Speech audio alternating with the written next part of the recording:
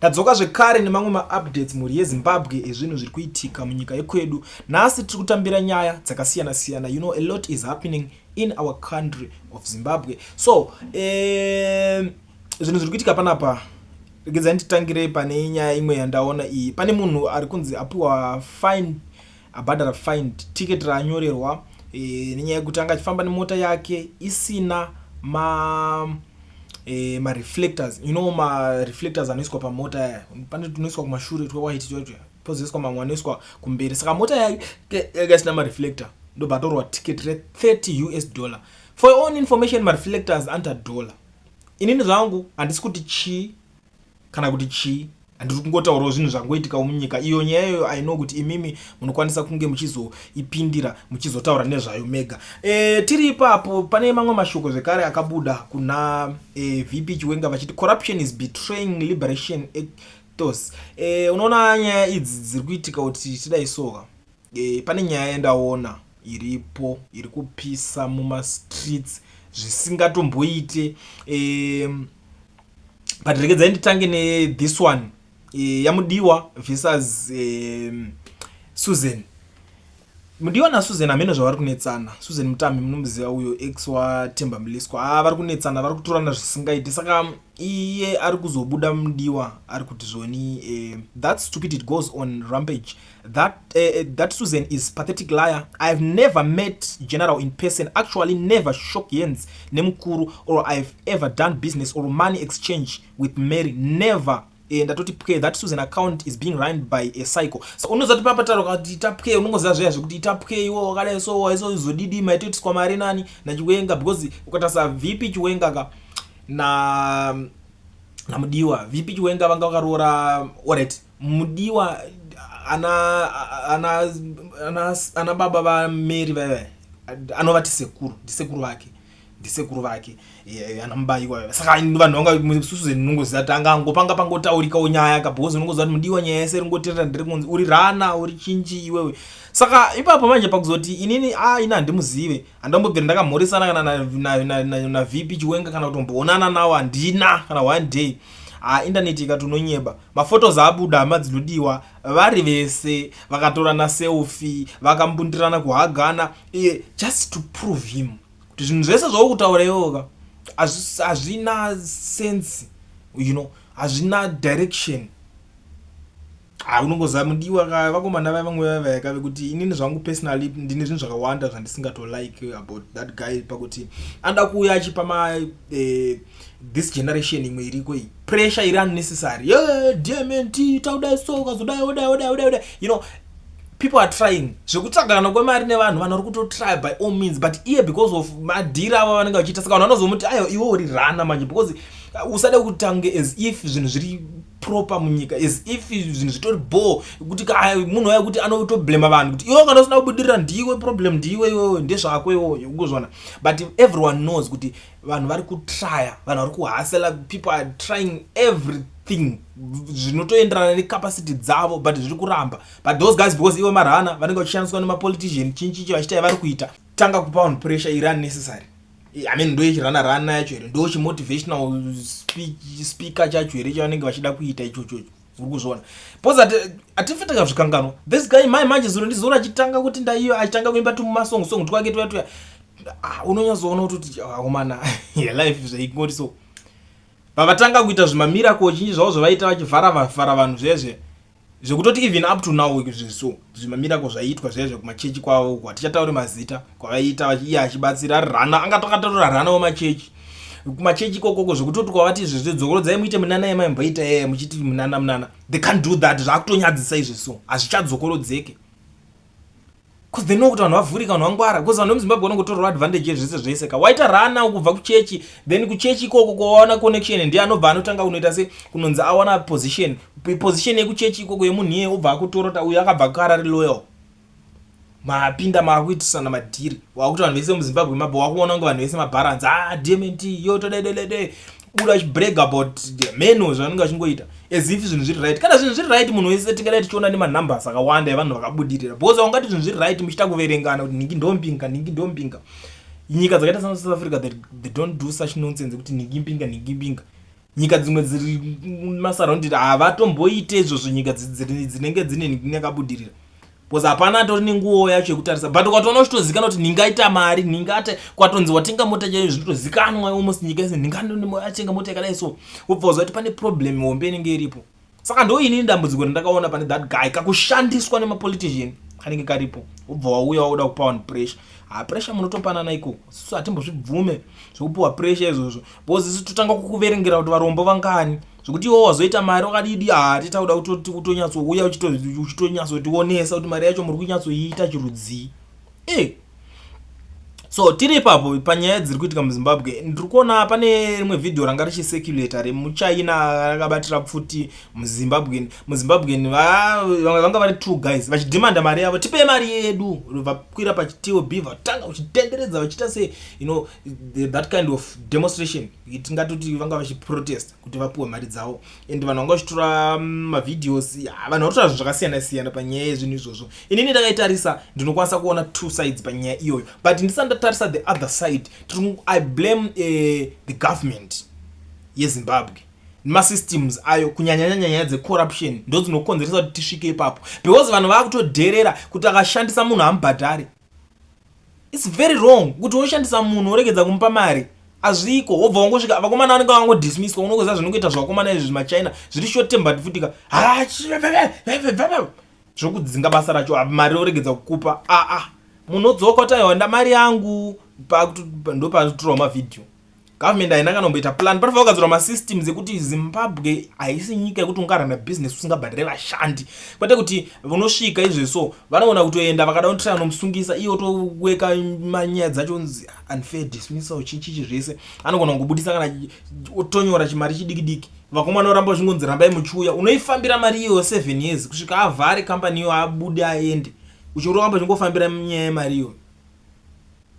Saka vanobva ngokuti ayosirge tinofesana nemunhu wedu direct. And the funny thing nachitoona pano vachonga vachitora video pane maZimbabweans akawanda vanga vakakomba machana ngangori 2-3 chete vakawanda maZimbabweans vanga vari papo ati manje futi mhosva manje chakati chichi manje uri kutarisa umwe wako achidemonstrata nyaya yekuti ari kuda mari iwo wakatoramba wakatostika uri papo wakangomutarisa handiti hausi kutobatsira because unofanira kumuudza kuti ai wakaona kaiwo chamari pamunhu mari yake kakashanda because iwo mangwana you are next chikutoitika nchekutoti iwo ndo story nazvivindi ende uyu aumukutoti siyari kutodai so muchimusiya achitwa yese iyo ndo vane zvivindi vacho vari kuenda imimi muchasara muchiitwa zvese because andikaudza ndokudzinga ukati zvakaitika ningi munomakusetro example but akaziva kuti inini kuti ndishande nevanhu ndinofanira kungovabhadhara simple and straightforward hapana kana imwe nyaya yakanyanya zvekuzobatirana pfuti kuzodidi hatomadhirama vamwe vati saka achazonzwi achazosungwa pfuti ayewa dzinenge dzine malicense because iyo anenge achirana zvinhu zvakawanda even TOB yacho inginoona vakomana inotodhura zvinhu zvinotodhura zvinotonidha vakomana vacho vanenge vatende pfuti dzavo dzinenge dzine machi dzine malicense but isisi tiri kungoti vanhu ngakuiswa system inoshanda for everyone ukapinda basa racho chibhadharwoka kwete kuti mabasa acho ari kunetsa kuwana wapinda mabasa acho onzi mabasa acho anonetsa kubhadhara chii chakadaro ichocho vakomana saka zvinhu zvinonakira hakuna chakanakira chimwe because tofanira kuti tikufokasa navanhu kuti vasina mabasa vawane mabasa vakawana mabasa voshanda toziva kuti problem -1 kwete kuti tiri kutoti vakawana mabasa vacho vatore pama 1 foot vanhu vari kushanda unozvifirira vanhu vari kushanda ndokushanda kwacho iko vachisangana netype yemaproblems akadai so panofanira kuti pagadziriswe know kuti zvinhu izvo zvakadai so izvi havadi kana kuzvinzwa but isusu tinotongozvitaura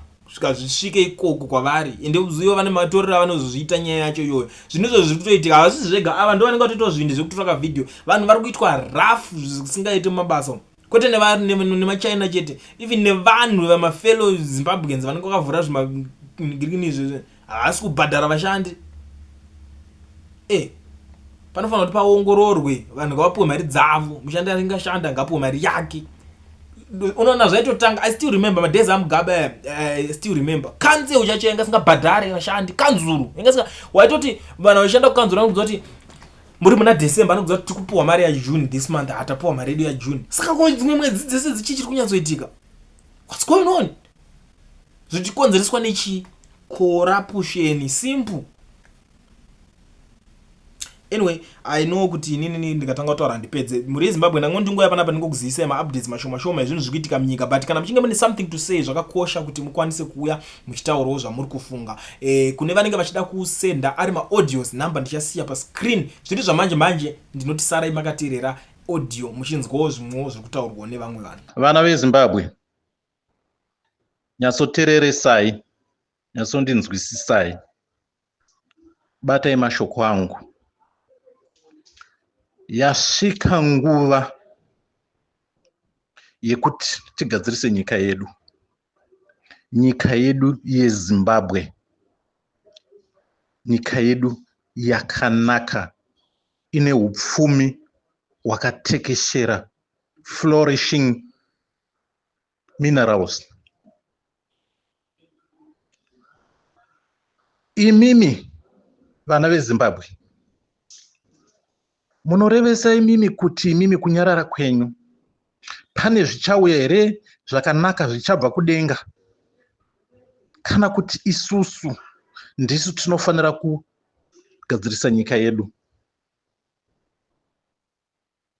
Vana veZimbabwe, musangonyarare muchiona zvinhu zvichiitika zvakadai zviri kuitwa naMnangagwa. Muchafunga here mimi kuti kuda kuwedzera kwarada kuita makore 2 kusvika 2030 pane zvaachagadzirisa here pa2 years idzodzo? Iye akambotadza kugadzirisa mamwe makore ese aya akanga ari pachigaro. Pachabva here manna from heaven, a miracle from heaven, ichaita kuti zvinhu zvinake pa2 years idzodzidzi? Simudzai musoro, onai kwamuri kuenda, vhurai meso yenyu vana veZimbabwe.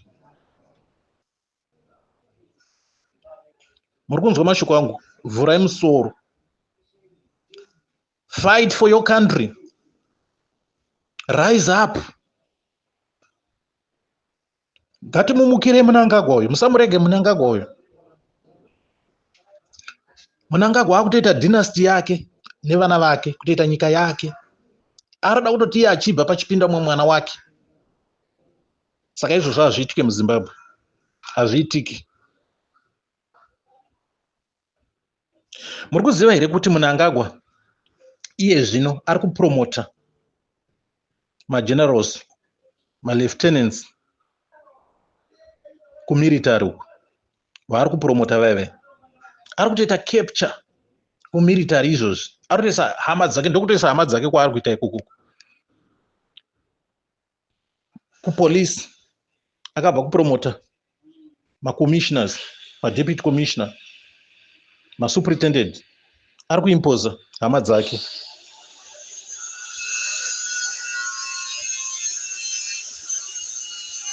Toenda kujudicial, ari kuisa majaji ake, hama dzake.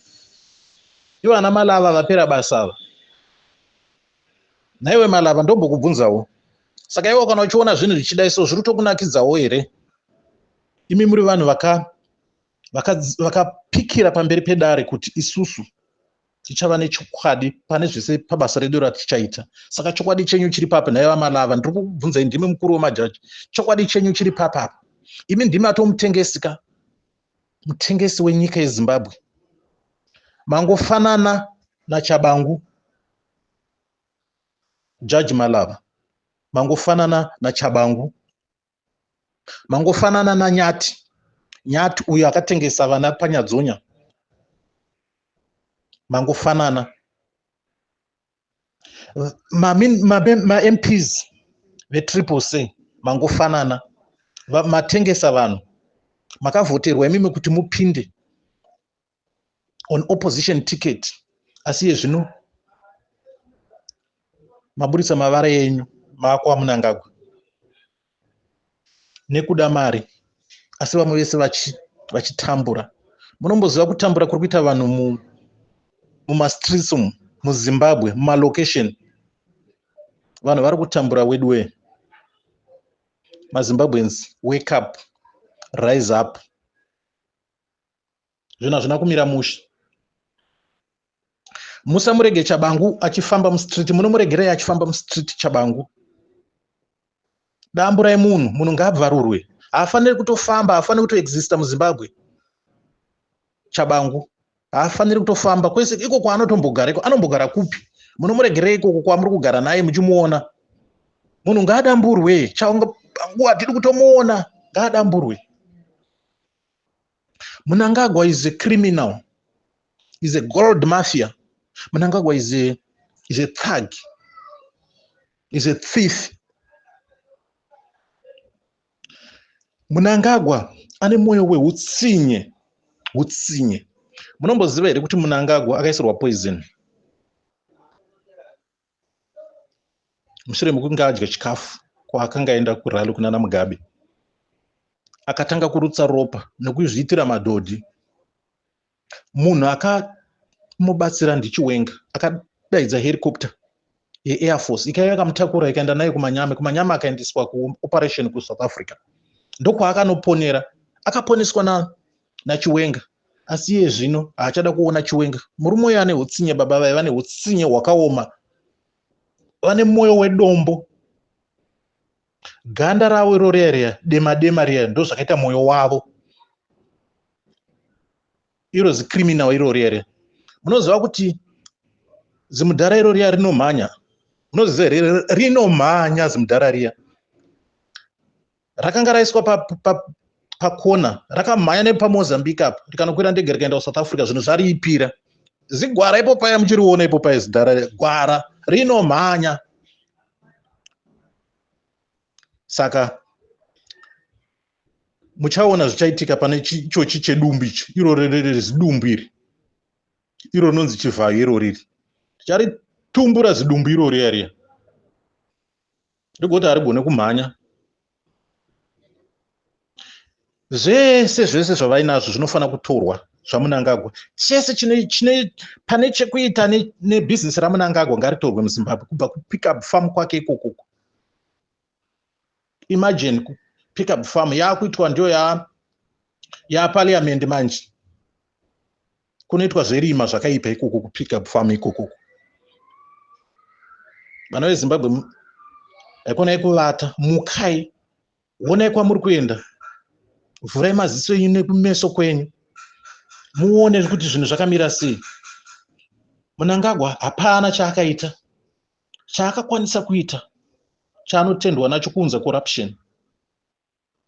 corruption. Ndo yaakakwanisa kuunza muZimbabwe. Munomboona here kuti madeals ake ese anoita Mnangagwa anoita nevanhu vekunzi. Vanotone group ravo ipapa, ndiye mukuru wacho, ndiye criminal. Gold riri kutakurwa riri kuenda, chrome iri kutakurwa iri kuenda, lithium iri kutakurwa iri kuenda, madiamonds ari kutakurwa ari kuenda. Ko isusuwo chedu ndechipi? Pabuda gold ndepavo, ndepangu. Pabuda gold apa ndepangu. Pabuda gold ndipo mwana wangu. Pabuda gold ndepe muzukuru wangu. Pabuda gold ndepangu. Saka isusuwo pedu ndepapi? Ko vana veduwo pavo ndepapi? Zvese zvavanongoti ndepangu. Pabuda gold ndepangu. Ikabuda kumatebhelendi ndekwangu. Saka vekumatebhelendi vacho vobenefita chii? Andika munoziva kuti akauraya vanhu paGuku raHundi, ndiye akanga ari pamberi, anofanira kutongwa. Musamurege munhu uyoyo. Iye zvino munoziva here kuti pese pakafa magenerals vese vaya, vana Sibusiso Moyo, vana Perenzi Shiri, ese magenerals ari kufa ndiMnangagwa iye. That one is a killer. Is a killer. Saka tingagare here nemhondi yakadaro, criminal yakadaro. Vana veZimbabwe zvimwe muchiona umhani. Aikona ikungogara chete. Damburai munhu uyu, macriminals aya,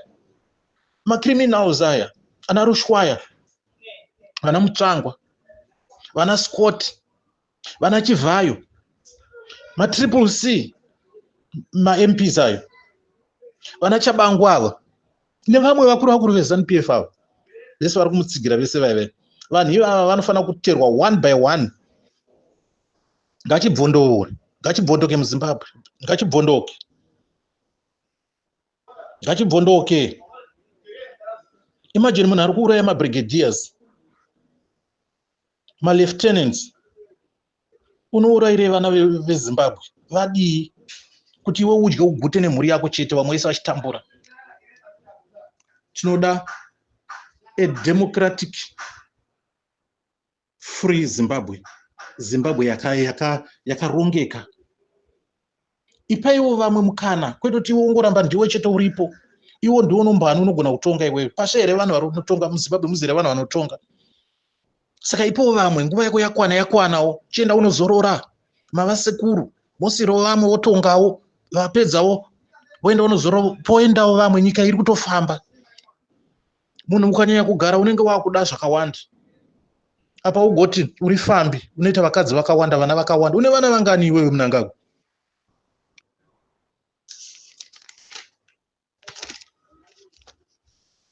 Zvimwe vamuZimbabwe zingatiwonei. Iwewe Mnangagwa kudzinga kwauri kuita vanhu vakuru vakuru, uri kutokirieta enmity nevanhu ivavo. Usafunga kuti wadzinga police commissioner, wadzinga mukuru wemaCIO, watokirieta daka nevanhu ivavo. Hapasina rugare apa. Uchafunga kuti wavadzinga vaenda murugare, vanenge vachitofungawo zvavari kufungawo. Uchaona hako Mnangagwa anenge kuziva zvakaitika kuUganda kuna Idi Amin, Bashar al-Assad wekuSyria, Samuel Doe wekuSomalia, Muammar Gaddafi wekuLibya. Ndo zvauchaita iwe, ndo firo yako. Firo yako yapadhuze. Kangoma kanokoririsa kave kuda kuparuka. Utsinye hwako hwanyanya, vana vese vari kungochema newe.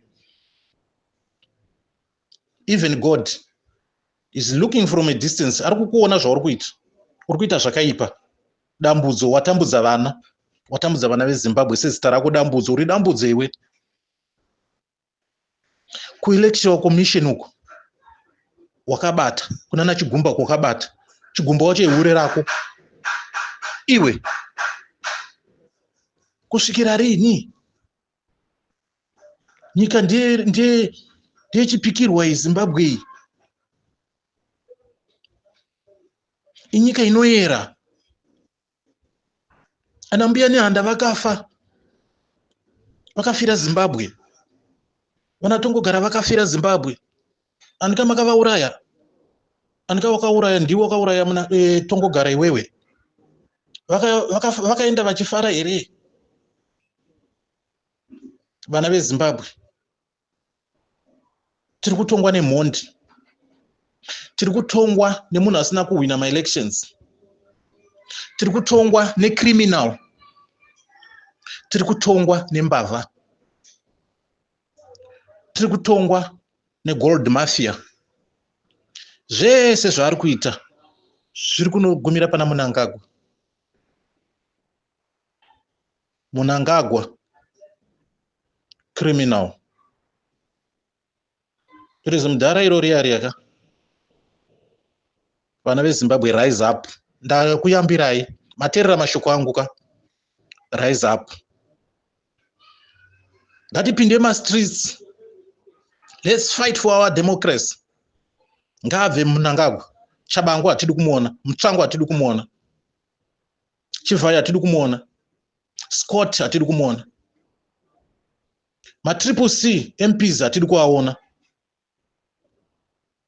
Imimi zvimbuya zveZANU-PF imimi. Munomhanya imimi muchiti 2030 Mnangagwa anenge aripo, asi imimi muchizochema. Munozviitire hatidi kukuonai futi, hatichada kukuonai muchienda. Tikakuonai chete muchienda pamusangano, toda kusvika kubhomba ipamusangano ipapa. Toda kugadzira mabhomba. Kandire mabhomba muripo ipapo, mufire ipapo. Takuyambirai mimi zvimbuya zveZANU-PF. Hatichada kuona munhu anoenda kuZANU-PF. ZANU-PF yaora. Hausisiri musangano wenyika. Wave musangano wemacriminals, vanhu vanoda kudya vega. Ipai vana veZimbabwe ivhu ravo, zvicherwa zvavo, vabenefitewo, kwete iwe kubenefita iwe nevana vako. Imimi vana vaMnangagwa imimi, ndiri kukuyambirai, muchaona zvichaitika.